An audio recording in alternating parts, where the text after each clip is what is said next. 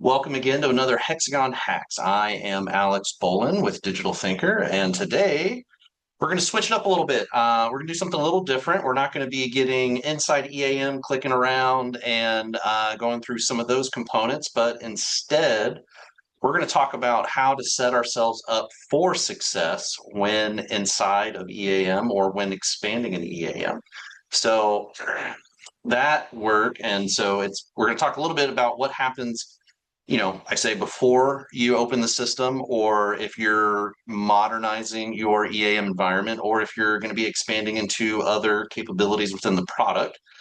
That work determines whether your implementation, whether it's fresh or into a new module, actually sticks, and whether you spend the next 2 years fighting against yourself, or that will actually have a clear process and go for it. So let's get into a quick recap on the HxGN Hacks, right? What to expect. So every Wednesday, we're going to have a 15-minute session, and this is going to be designed to sharpen your HxGN EAM skills, or now Octave Attune EAM. And this is supposed to be pro tips that will save you time, hidden features, shortcuts you'll wish you knew, expert best practices that get results, and then answers to some of your questions. And so without any further ado, we're going to get into today's topic, which is going to be around business process design. This is the preparation tool, right, that is going to determine how well EAM works. So this is a structured process of reviewing, defining, and documenting how your organization actually works before you translate that into an EAM configuration. So we're going to answer 3 questions today. Why does this matter? Whether we're building, fixing, or expanding. What are the core areas that you should map or you should be looking out for? And how do you apply these to new modules, for example, like permit to work, lockout, tagout? Maybe you're getting into parts and inventory. The list goes on how many other features there are in EAM, right? So we're going to keep trugging along. So EAM, right? The hard truth, when we come into organizations, we being digital thinker that are struggling with whether it's HxGN EAM or fresh implementations, it could be mid-implementation, or heck, even 2 years, 3 years post go live, trying to roll out a new module, again, permit to work as an example. The issue is almost never the software's lack of capability. We all know EAM is powerful, it's flexible, it's highly configurable, right? So the issue is that no one really sat down before configuration and asked, how do we actually work? What does a work order mean to us? Or what does a permit mean to us? How does our asset hierarchy look like? How do we have them set up? What does our storeroom look like? And without these answers documented, every configuration decision, it really becomes a guess. And those guesses continue to compound over time. And so as you can see, some common symptoms here, right? Work orders or other things created with no consistency type, priority types, or really logic behind it. Records without, naming conventions or improper naming conventions are really hard for people to find in EAM. Users bypass the system because it just won't reflect how it actually is supposed to work.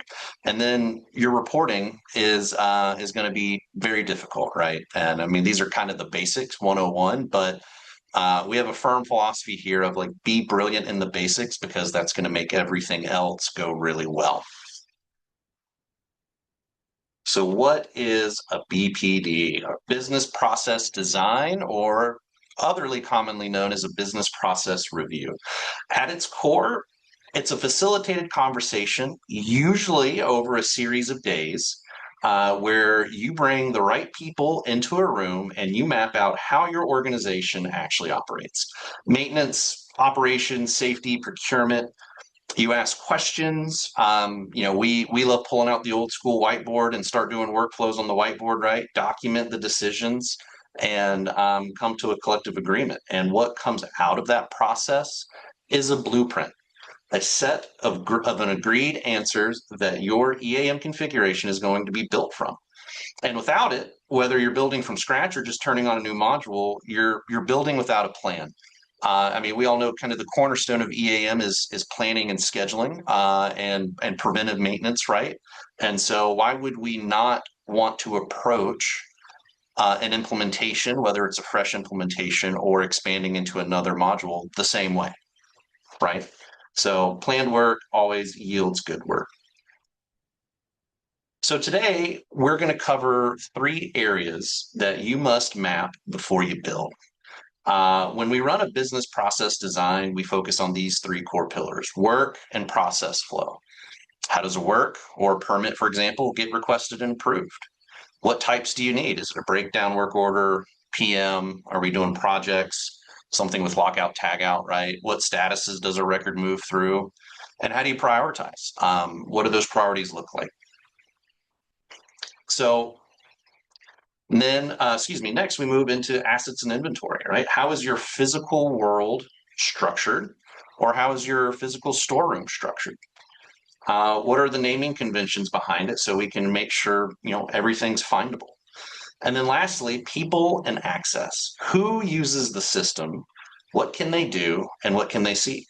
And so these 3 pillars, when documented properly, give you everything you need to configure EAM with confidence. So let's move into a little bit of a practical example here, right? This should be pretty self-explanatory, but this is, an example of what a work and process flow looks like. One of the most valuable exercises we run is, again, simple whiteboard mapping of planned versus unplanned work, or the life cycle of an asset from commissioning to decommissioning, maybe issuing a safety permit. I keep referencing that a lot, right? Or, how do we do a PO requisition? Planned work has a predictable flow. Unplanned work has a little bit of a different flow. And then, permits or lockout tagouts, they have a strict approval process or approval gates. So when you map these out, you start to see the statuses that you actually need, the types that make sense for your business, and the priority definitions that your team will actually use. EAM comes with some defaults, but that's kind of the beauty of EAM is your business is specific, and we can tailor make that to be specific. And word of advice here from what we see commonly is um, when you get a group of people in a room, it's easy for things to kind of get out of hand, right? Where it can become overcomplicated, maybe over-engineered. A lot of approval steps in a planned work order, or how a unplanned work order goes through the approval process. So as elementary as it sounds, we try to help organizations keep things as simple as possible, because if a technician is submitting a unplanned work request, or an operator, or if the PM work request or work release has got 8 different approval levels or requires 6 different sign-offs, I know it's dependent upon industry, dependent on if you're heavily regulated or anything like that, but we want to try to keep things as simple as possible so that the end users don't either work around it or just give up, right? Like, what's the point of this if it's going to take me longer to record the data that the organization wants me to, versus, well, this is as simple as it can get and it's easy for us to follow. So, a good example of this is, how do we define priority statuses? Is it high, medium, low? Is it 1 through 4? Identifying those things and then slimming them down. Moving into pillar 2, right? So assets and equipment, building out your hierarchy. Pillar 2 is your asset and inventory structure, right? So EAM uses a hierarchy by default, and before you start loading equipment records or filling up digital storerooms, we need to decide how your physical world maps to that structure. And criticality. You need a naming convention. This is one of the most overlooked decisions. Case in point, was on site with the customer earlier this week out in Austin, Texas, and they don't have any equipment hierarchy configured. They just have equipment loaded in as positions, and that's fine. Like, you can do that, but it makes it very challenging when we're trying to issue PM schedules or get accurate reporting or understand where equipment is, right? So they said, well, we didn't think we needed that. Well, you may have thought that at the time, but here's the downstream effect of if we don't do this, right? So every site names equipment or parts differently. Your reporting is useless if we don't do this, and your search results are impossible for the end user. And this is where the business process design or the work or review comes into play, where you lock that in before we create any more records or before we even create records to begin with. And so a consistent hierarchy and naming convention is what makes EAM searchable, reportable, and scalable. Moving into pillar number 3, people and access, user groups, right? This one is often left until the last minute, which can be a mistake. User groups in EAM define what each person can see, do, change, right? If you haven't mapped out your roles and responsibilities before you configure user groups, you'll either lock people out of things they need or give people access to things that they really shouldn't have. And the BPD forces this conversation early. We really want to understand what level of detail do we need so the right people have the right information at their fingertips, no more and no less. So who are your technicians, right? Who are your safety managers, your MRO team? What do each of them actually need to do when in EAM?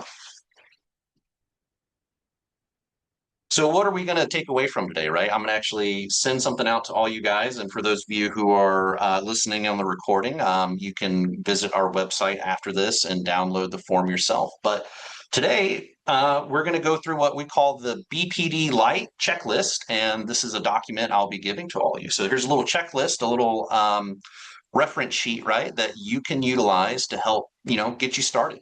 So these are the foundational questions, as we just covered earlier, right, that you need answered before you configure either anything or before you try to fix things, broken workflows, modernizing your workflows. Let's be real, things change over time, especially in asset-intense industries, right? Whether it's people coming and going, equipment needs change over time. What you configured 10 years ago, hell, even 5 years ago, may not be what you need today. And so you should do a self-assessment and look at that. So work and process flow, assets and inventory, people and access. You'll be able to print this out, sit down with your team and see if you all agree on answers. And if you don't, you're not really ready to move on. But more importantly, right, the full BPD, you want to go a little bit deeper into that. You want to go into a business process design. And what does that look like with Digital Thinker? Well, it goes beyond the checklist, right? If you're thinking to yourself, man, we've never really done this properly, then I want to tell you what this engagement looks like. It's a structured, facilitated process that covers everything from work order types and statuses all the way through the complex permit to workflows, data migration planning. And you come out of this process not only with flow diagrams, but a completed configuration notes document and a clear roadmap for what your build is going to look like. Again, whether you're doing a fresh implementation or you're moving into small modules, this process that we utilize on every project is how we help deliver success to our customers. It's how we stay planned, and it's how we do it well. And so you go into your build, right? Or we go into our configurations with this blueprint, and we don't assume anything. We've already made the critical decisions and we've gotten everybody on the same page. And you can do that too. So let's talk, right? That's the end of our 15 minutes HxGN Hacks here. And if anybody wants to follow up and learn more, you feel free to reach out to the team, whether that's Rebecca, myself, or you can email our team at digitalthinker.com. But just recapping, EAM is only as good as the process behind it, and the process is only going to be as good as the people can adopt it. The 3 pillars you need to focus on are workflows, assets, and user groups. The BPD Lite checklist to start the conversation internally, get the ball rolling. And if you want to go a little bit deeper with the full business process review, we'd be happy to talk to you. So I'd love to take a minute for any questions. Be happy to provide any answers I can. And if you don't have any questions, that'll wrap us up and we'll see you next week. So I'll stick around for a few minutes and see if anybody has any questions and wants to discuss.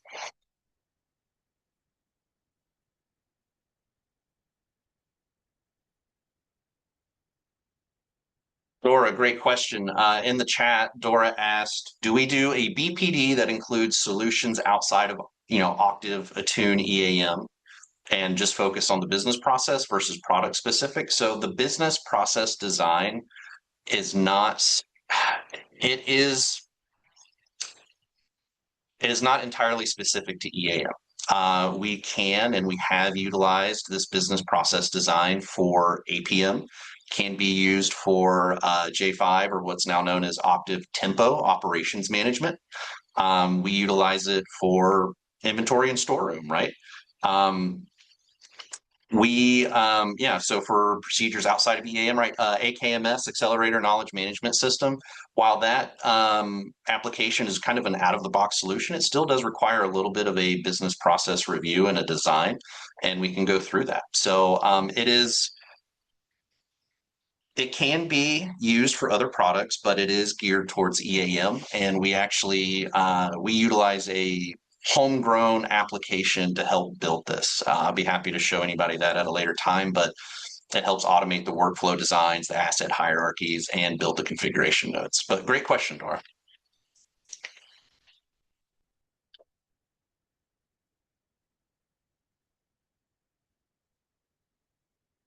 Anybody else?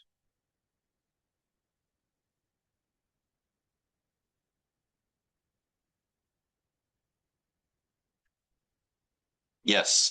Question asked was, do we provide this service to companies outside of the USA? We can do these types of meetings with I say anybody as long as we can speak English.